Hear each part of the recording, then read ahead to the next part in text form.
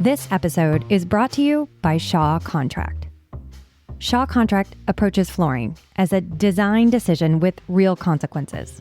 How materials perform, how they age, and how they support the people who rely on those spaces every day. Their work spans workplaces, schools, healthcare, and hospitality, with a focus on creating environments that truly function. Their People Together, Planet Forever commitment reflects a belief that sustainability isn't just a single checkbox. It's a system. Material health, circularity, carbon impact, and equity, all working together to support better outcomes. You can learn more at shawcontract.com. This episode is supported by Hayworth, a company that truly leads with design. Hayworth believes that great spaces help people do their best work, and everything that they create reflects that belief. From furniture to integrated workplace solutions, their approach is rooted in research, collaboration, and a deep understanding of how the built environment is evolving.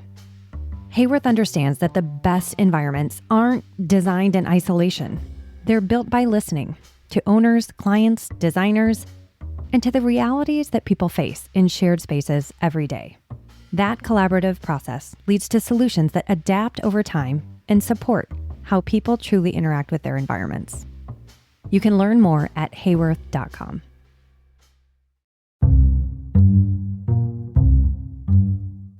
Would you rather collaborate with a brand new team at a company you've worked with for years, or collaborate with a trusted team that's now working for a company you've never heard of? We often do this in our practice, whether it's engineers or products or anything like that. And I think it's important to have different perspective. You never know what kind of outcome you're going to get with different people. You know, you could have a shorthand with a group of people you already work with. That doesn't mean that's the best design or the best way of thinking. And so sometimes it just takes the right amount of thoughts to create something beautiful. Building on that point, and from a design standpoint, we work really hard to build trust and relationships with our clients. And, I moved firms, and I'm hoping to continue that client base, grow the new, but also keep the old. And so it's really about that relationship. What you just heard was a clip from the opening exercise of our final live event in this series, recorded at the EdSpaces show in Columbus, Ohio, in a packed room of more than 50 education end users, designers, GCs, manufacturers, and dealers. When we asked whether they'd rather work with a new team at a trusted company or a trusted team at an unfamiliar company, 60% chose the company they already trust. Only 40% chose the familiar team. And that tells us something important. In education, relationships still matter, and so does the trust behind your brand. Welcome to Season 9 of Design Nerds Anonymous. I'm your host, Amanda Schneider, founder and president at ThinkLab, and speaker, now featured on TED.com.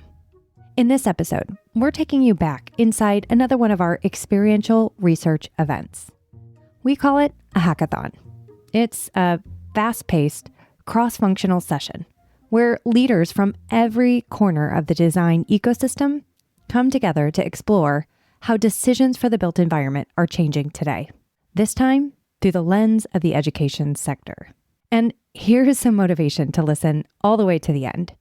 You can earn a half CEU credit by taking the quick quiz linked in the show notes. So with that in mind, here are the 4 learning objectives for today's episode. Number 1, why decision-making in education can stall and what's really driving the slowdown. Number 2, what education leaders need most from their design, construction, and product partners. Number 3, practical ideas from our cross-functional brainstorm to bring clarity earlier in the process and keep everyone involved in the project aligned along the way. And finally, number 4, simple shifts you can use with your own project teams to build trust, cut down on rework, and move education projects forward more smoothly. Now, if you haven't yet listened to our corporate or healthcare episodes from this series, this one will follow a similar arc. So here's how the event unfolded. and what you'll experience in audio format today. As you heard in the opening, we started with a game of Would You Rather that warmed us up and led into my keynote on new ThinkLab research on the top 5 challenges slowing education projects today. Next, you'll hear from a live panel bringing that data to life through their own lived experiences. Then you'll step into our cross-functional brainstorm session, where all of our varied participants, from end users to administrators to architects and designers to product partners, work together to reimagine practical ways to solve these challenges. And finally, you'll hear real-time reactions from our on-site podcast confessional.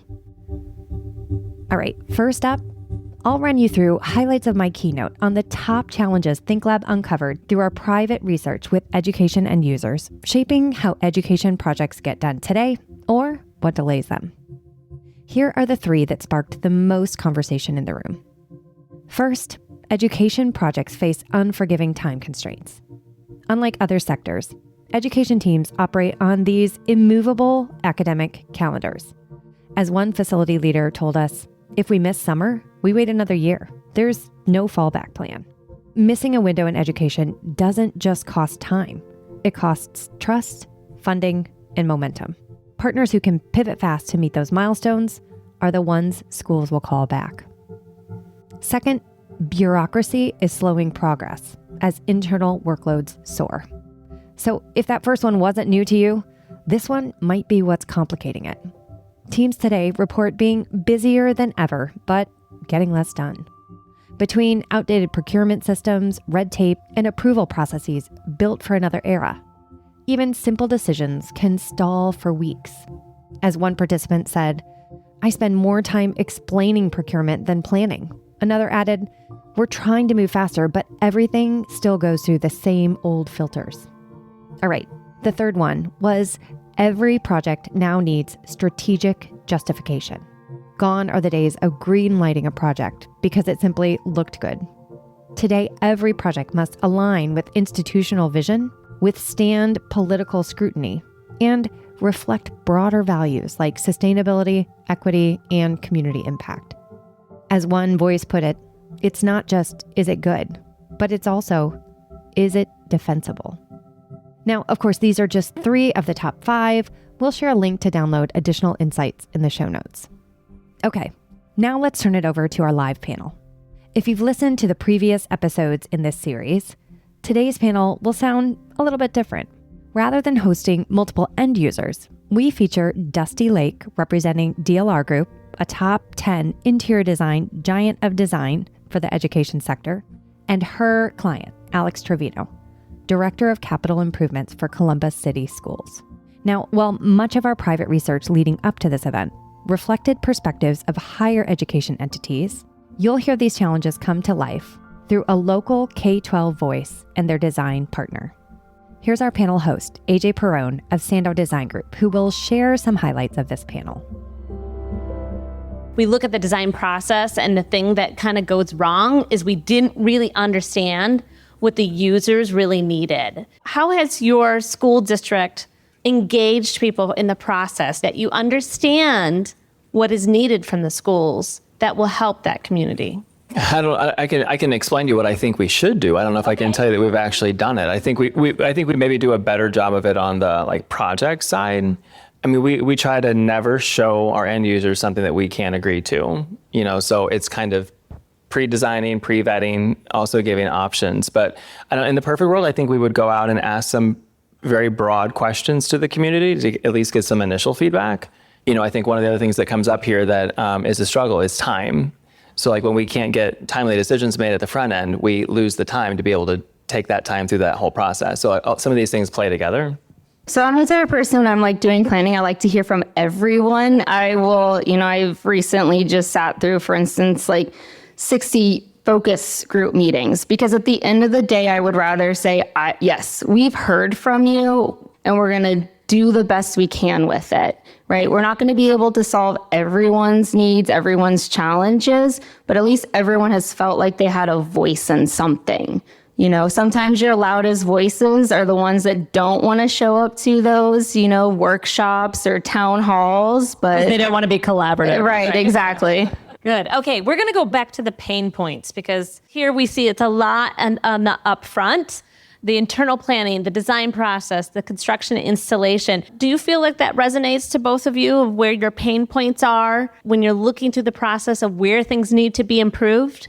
This one for sure resonates for me. I would tell you our biggest struggle is with the internal planning, and it's having all the right stakeholders at the table, one of our struggles is just frankly getting people to understand we are an academic organization, like they are my customer, and yet oftentimes they don't understand why they're important in the process. Like, just tell me what you want to do. So making sure they understand why we're asking for their feedback. Because frankly, they're typically the voice, they are the face to our users. We're behind the stage getting the work done, but not necessarily front and center. Like, I need our principals to be the ones who are speaking with our staff, with our families, because frankly, you're the face they recognize, not mine. How about you, Destiny? So if pre-design planning, open communication is done really well, and we can engage a school district that is open, right, to having multiple stakeholders part of the conversation, those pain points in my experience are usually pretty low. And it leads to a design process that just gradually has less and less pain points. I typically see on my end more of the pain points come out when no one wants to talk at the beginning of a project. And we're designing or just working, say, you know, one-on-one with you, for instance, Alex, and we've included no one, we've included no educators in the room. And then all of a sudden we get to the end of design or construction, and like, well, that's not what I thought we were gonna get, or why are we doing this? That's when I typically see more of the pain points. So it's a little bit more inverted. I like to see no pain points in the beginning if we can have an open communication and a dialogue about what we're doing, why we're doing it, so we can have a better end results as a team. So let's go a little bit towards some solutions. What are some things that you've learned that can be maybe more preventative in the process to help alleviate those pain points or streamline the decision-making process that you have to do? Oh, this one's super easy for me too. It's not easy to do. It's just time, and it's FaceTime. Like, this is not emails. This is not texts. This is not even Zooms. This is hand-holding, talking to people, looking them in the eye, smiling gently, listening to their problems, even if you totally disagree with what they're telling you, and investing the time to understand people. Something has changed, and it seems like it just gets worse since the pandemic, that everybody expects immediate, I'm going to tell you what to do, and I expect you to respond in 60 seconds or less, or, you know, we're not on speaking terms or something. And I got to have my own head in the right space to be able to respond to people when they come at you that way. But you have to know too, like, you can fire that text back as quickly as you want to, and it's just a matter of time before you're going to get it right back. Like, you really have to work to slow people down. Yeah, I think on that, I mean, we've hit on it a couple of times, but the time, communication, and just building trust up front, you know, instead of coming in as on like our side, you know, feeling like we're the experts in the room and that we know everything. We've got to come in and be a partner. We don't know everything about every single school district. So it's about those open lines of communication early on, seeing where we can lend our expertise. Again, just being a partner through the process up front so that we can have more success throughout. I want you to consider everything that we just kind of went through, right? All the challenges, the risks, and each of you have a different vantage point. What's one thing project partners, we have a lot of project partners in the room. What's one thing that project partners, whether it's clients, A&D, or brands, could do to help align decision-making with your organization? I think trust is the foundation of any project success. And I think just, again, the open line of communication, whether that's building trust, again, within our own teams, within other vendors in the room, within our clients. If trust isn't there, again, project is not going to go smoothly. I have found that the more trust there is within a project team, thinking about time, things move a lot quicker because we're not second guessing everyone. We're not second guessing, well, I don't know if I trust what she's saying or what he's saying or what they believe in. So I think, again, for any project, you have to establish that foundation early on to be able to move forward. Alex, what about you? I mean, my entire capital team is 7 of us. servicing 112 schools. Like, I don't have a choice but to lean on third-party services, just like the people who are in this room. And if we can't get to a point where I can delegate you, trust you to be able to go out and interact with my principals, with my staff, like, we're just not going to be able to do work together. We just simply can't manage all the work on our own. And maybe the only other thing I would say too is, it might be the hardest thing to do sometimes is I just need people to be honest. Like, if you can't do something, or if you've messed something up, you've done something, just tell me. I'm going to find out about it one way or the other. I would rather you tell me. Or if I've asked you to do something and you can't do it, just tell me. Like, we'll figure it out as long as we're having that conversation. But when you find out about, like, as the delivery is supposed to be showing up, oh, your delivery is 2 weeks late, that just doesn't work well in our environment. It probably works well in nobody's environment. But so yeah, same thing. Trust, honesty, having a very straightforward relationship. I don't know how else to do it. I'm filling out your list of non-negotiables right now. So trust, honesty, what else? Hopefully this doesn't sound too goofy, but I mean, the work is very serious, but I try not to take myself too seriously. Like, I hope we're gonna have a good time doing the work too. And like, I need people to be kind. Like, if you can't be kind to the adults in the room, how are our adults gonna be kind to the students that we're serving? Like, we can do the hard work, and we can also get along, and we can have fun about it, right? We don't have to be afraid of that word. And that brings our panel to a close, along with AJ's reminder that trust, time, and honest conversations aren't nice to haves. Today, they're what makes projects work. Because every data point we shared in that intro only matters if it resonates with the people living this process every day. The principals, planners, designers, and their partners, trying to serve these communities while navigating constraints that don't show up on a heat map. That panel grounded us in the realities. But from here, we shifted into possibility. Each table selected one challenge and wrestled with this. So what can we actually do about it? What followed was rapid fire, collaborative, and surprisingly hopeful ideas, sketching out what better could look like. So up next, you'll hear a few of the sparks from our shareback session. Important to note that what you hear them refer to as challenge number 2 was the one titled Education Projects Face Unforgiving Time Constraints. Challenge 5 was referred to as Every Project Now Needs Strategic Justification. And challenge 3 was titled Indirection plus Turnover equals Clouded Decision Making. Here's our first shareback. Yeah, so we came up with number 2, timelines, because we have a real life scenario going on here. Georgia, so she was telling us how sometimes that they just get the budget, they got 8 months to work, super stressful. How do we actually provide a great solution for that if we're just working on a time constraint and you're kind of putting everybody in a box? And so we can't be creative and we can't create those classrooms of the future. So we started talking about we should do more pre-planning and get more of the influencers involved, the GCs involved, even the vendors involved, and have more conversations with what is the exact need for these schools of the future, have the pre-planning done, and now we develop options up front already. So say we have 3 great classroom options available and admin area options available. So, and it's all been vetted, done based on the research. So when that budget does come and you have 8 months to do it, to get it done, hey, you have 3 great options to choose from layout wise. We already have great vendor partners. We have great pricing pre-negotiated. Now we just got to fit with what works best within your school. But now that creates cohesiveness within the district so that each school kind of has a similar style, similar layout. Nobody feels left out. And as you go, you start to create these new ideas based off the feedback you're getting. And so you're always continuing to create new ways, new classrooms, and you're implementing into those options that we have. So then when you have 8 months to work off of, you can have those options to choose from already. All right, next up is table 6. Well, good afternoon. My name is Will Anderson. I'm from Columbia, South Carolina. I'm a Chief Operations Officer of a school district.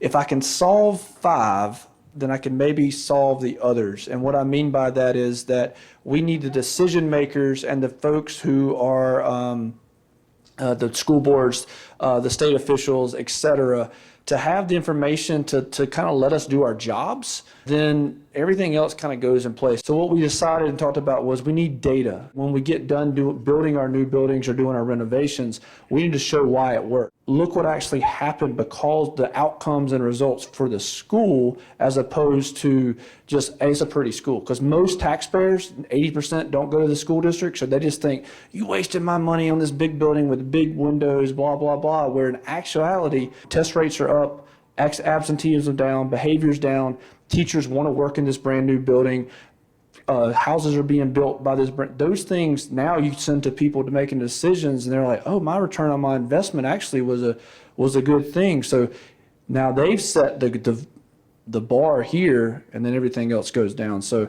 it's a big broad idea, but that's how we think we can do that is by really in the grant sum it up, providing data and doing the extra data after you finish to show that what you did is working.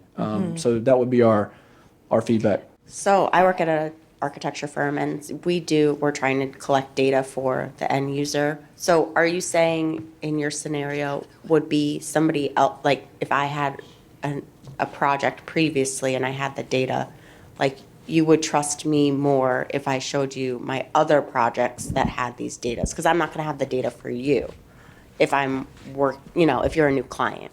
I'm thinking more big picture. Like what I would like to see is that you're not just going to say, all right, here's your building, here's the handbook, and we did up the colors look good. And I want you to say, all right, let's talk to people and see, did this actually work for kids? Because we're designing buildings for kids and for teachers, not for a maintenance guy who can make sure the carpet works. I mean, that's very important because this is a 50-year, 60, 70-year building.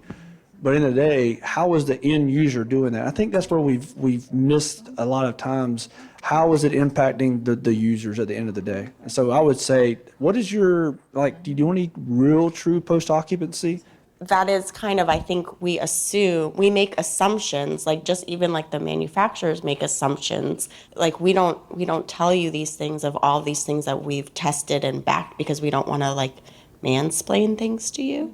We don't want to and I think there's that communication of like, you think that you can read drawings and there's so many people that cannot read drawings, and like educators don't want to say like, I have no idea what you're looking at, or like, I don't know the background of why you're doing this. And it's like, it's that honest feedback and communication. Like you're saying, if you just give me examples of how you've used this before, that would break down a lot of the not the trust. I don't know.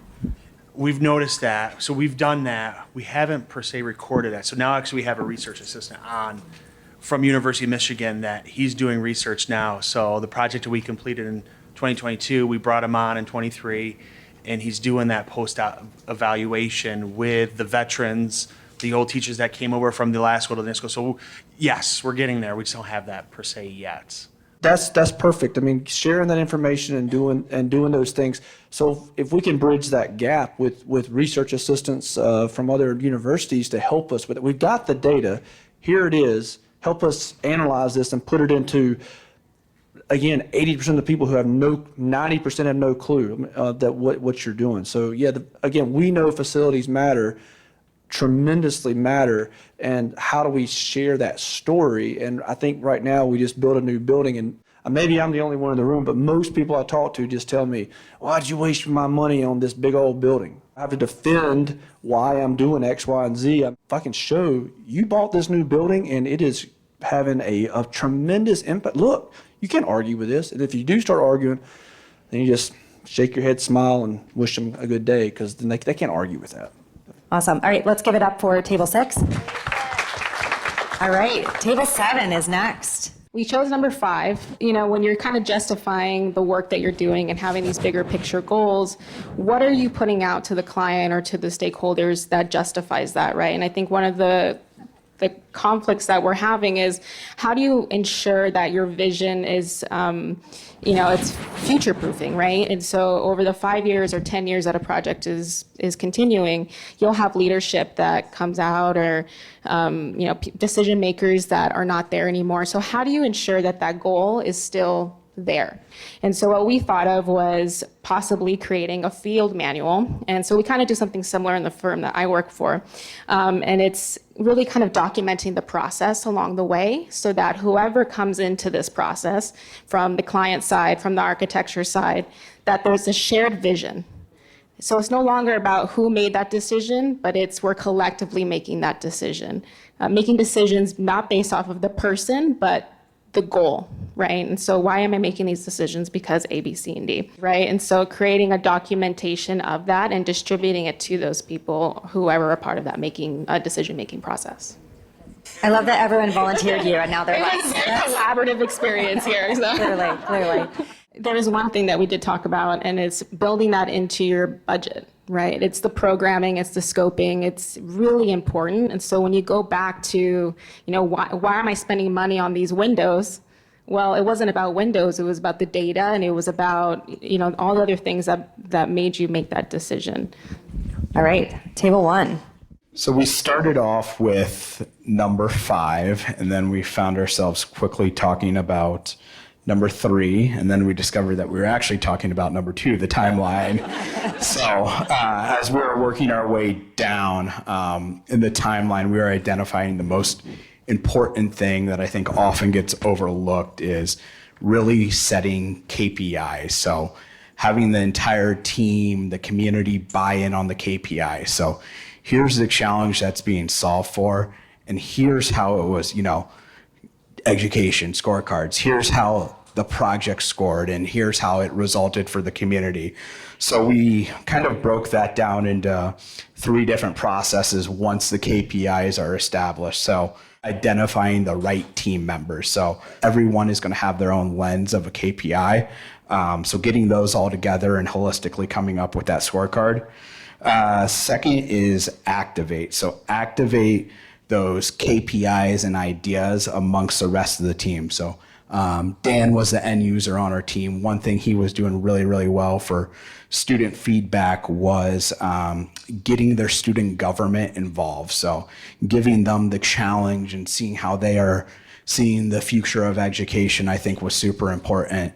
And Amanda, I always go back to your example of the Gucci Junior board. I think that was important as well, Gucci shadow board. Yes. I just did a TED Talk, so you guys can find it on TED.com, and one of the examples I give is the Gucci shadow board, so check that out. Yeah, and I think that really helped them advance and future-proof their company. And future-proofing was, what is the vision for future-proofing? I thought I heard that over there.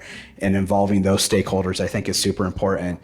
And then the third and last part was we identified as develop. So that's when the service comes in, that's when the trades come in, and really understanding that bringing everybody together up front, which I think that table talked about, is going to save everybody time in the timeline. And it's also going back to the 20% number that we started the conversation with. So if all those things are handled, less changeovers, happier people, and, going back to the scorecard, everybody's getting high marks on it. Across all of this brainstorming and every table that shared back, one idea really stood out with this group. Clarity doesn't come from more voices. It comes from shared understanding. Because in education, more voices can mean more complexity. But real progress happens when everyone knows the why and starts pulling in the same direction. So after the shareback, we wanted to capture what was still echoing in people's minds as they left. So again, we set up our on-site podcast confessional, a place for these real-time reactions to the Think Lab research that we shared and the conversations that unfolded around each table. What you'll hear next are those reflections, real, raw, and in the moment, from designers, end users, manufacturers alike. We asked, what surprised you? What stuck with you? And what do you think the industry needs to hear as a result of your experience today? Here are a few of their responses. I am Allison Irwin. I am the Interior Design Director for Ohio for AECOM.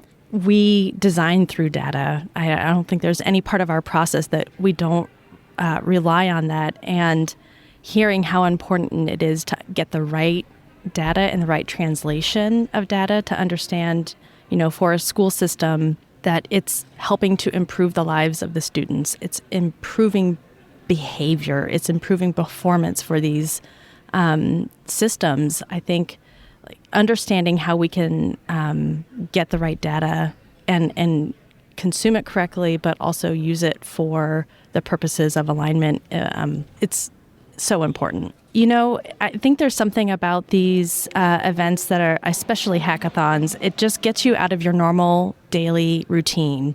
It spurs creativity and curiosity, and it's exciting to be in a frame of mind, in a place where you're kind of free to just free think. I'm Adrian. I'm with Claris. I'm the Regional Director of Sales for Claris for the Midwest. Did you learn anything new here today? And if Lots. so, I want to hear what surprised you of this dialogue. Lots of new today. As vendors, you only know as much as your inner circle. And until you go out and network and you talk to people that are actually doing the process, that are actually doing the building, that are having the conversations, you don't really know. And it's really hard to partner with a design firm or partner with a school district if you just don't know what that process looks like. So this was huge for me because I can take back to my team, say, this is what it actually looks like. And this is how we need to position ourselves as a vendor to be valuable, to be credible, to be empathetic to what's going on instead of just pitching our products. Because what I learned today was that there is so much more stress and anxiety and politics that goes into developing a new school in a school district. My name is Kelsey Jordan. I am the Associate Director of Pre-K-12 at Leggett Architects. What did you learn new in here today? What I really loved is all the finite research behind everything. It's so important, especially me as someone who's going in and speaking to that end user, to show them that finite research, because you can't argue with finite research. It's what it is. And so that really helps to empower us, to empower school districts to speak with their community, to show them this is what we're working with, this is what we're dealing with, this is everything that encompasses our school right now.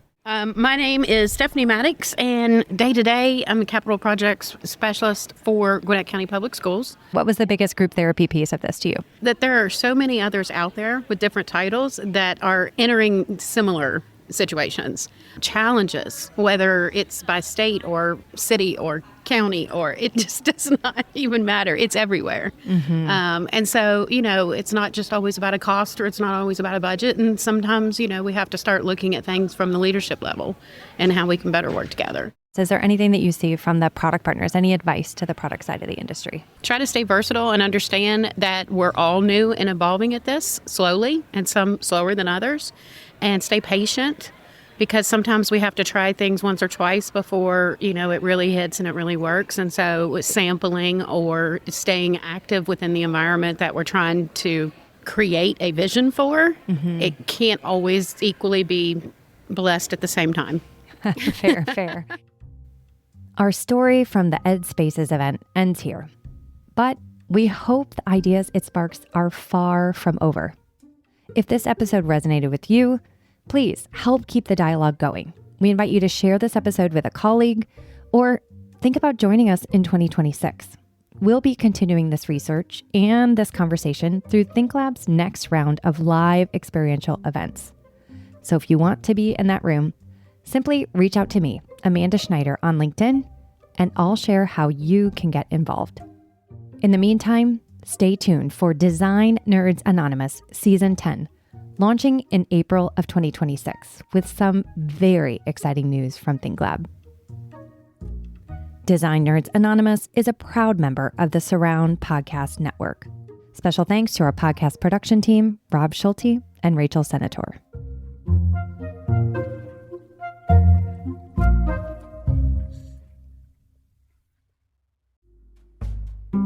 Hi there. I'm Amanda Schneider, host of the Design Nerds Anonymous podcast and founder of ThinkLab, Sandow Design Group's research division. At ThinkLab, we work directly with the architecture and design community to gather real-world insight that influences the decisions brands and leaders in this industry and beyond are making right now. We've built a research community where your expertise helps shape what's next. And the best part is, you get paid for your perspective. From quick surveys to focus groups and advisory opportunities, your voice matters. If you're interested in getting involved, simply click the link in the show notes to start sharing your perspective today.